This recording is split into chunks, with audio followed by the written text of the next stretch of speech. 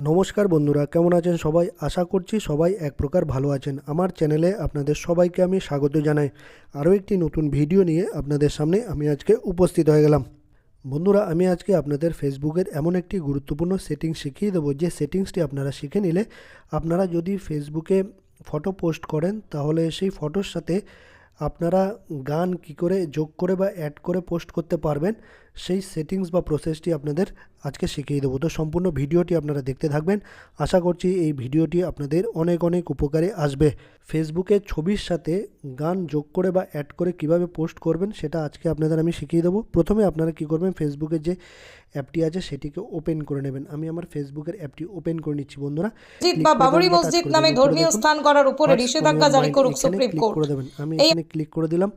তারপর একটা অপশান এখানে দেখতে পারবেন আপনারা, ফটো অ্যান্ড ভিডিও। এইখানে আপনারা ক্লিক করে দেবেন। ফটো অ্যান্ড ভিডিও এইখানে ক্লিক করে দেবেন বা টাচ করে দেবেন। আমি ক্লিক করে দিলাম। তারপর এইখানে যত আপনার যেটা পছন্দ ফটো, সেটা আপনি চয়েস করে নেবেন। আপনার গ্যালারি থেকে যে কোনো একটা ফটো আপনি চয়েস করে নেবেন বা চুজ করে নেবেন বা চয়েস করে নেবেন। এইখানে আমি এই ফটোটা ধরুন পোস্ট করবো, এটা আমি চয়েস করে নিলাম, এটার উপরে ক্লিক করে দিলাম।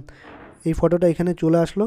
তারপর এখানে দেখুন একটা পেন আকারের একটা চিহ্ন দেখতে পারবেন, পেন বা পেন্সিল এডিট অপশান দেখতে পারবেন বাঁ পাশে। এই দেখুন পেন্সিলের আইকন, ঠিক আছে? এইখানে আপনারা ক্লিক করে দেবেন। আমি এখানে ক্লিক করে দিলাম।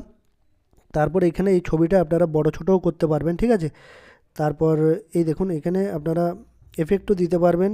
তারপর ক্রপ, এই ছবিটাকে বড় ছোটোও করতে পারবেন, ঠিক আছে?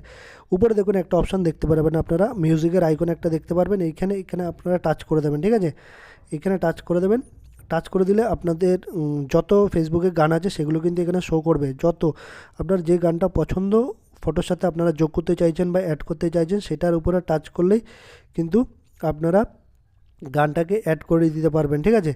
তো এখান থেকে ধরুন আমি এই গানটা চয়েস করব, বা যে কোনো একটা গান আপনি চয়েস করে নেবেন বা পছন্দ করে নেবেন। আমি ধরুন এই গানটা চয়েস করব, সেই গানটার উপরে আপনারা টাচ করে দেবেন বা ক্লিক করে দেবেন। গানটা সিলেক্ট করে দিলে গানটা কিন্তু এখানে সিলেক্ট হয়ে গেল, ঠিক আছে? আমি আর বাজিয়ে শোনাচ্ছি না, কারণ কপিরাইট আসতে পারে, সেই জন্য কপিরাইট ইস্যুর জন্য আমি বাজিয়ে শোনাচ্ছি না। তারপর এই গানটার টাইটেল কিন্তু এখানে চলে আসলো, দেখুন উপরে আপনার ছবির উপরে কিন্তু গানের টাইটেলটা কিন্তু চলে আসলো, ঠিক আছে? তারপর আপনারা যদি চান এই গানটা ডিলিট করতে, এই গানটা চয়েস মানে মুছে দিতে, আবার এখান থেকে ডিলিটও করে দিতে পারেন, ঠিক আছে? ঠিক আছে।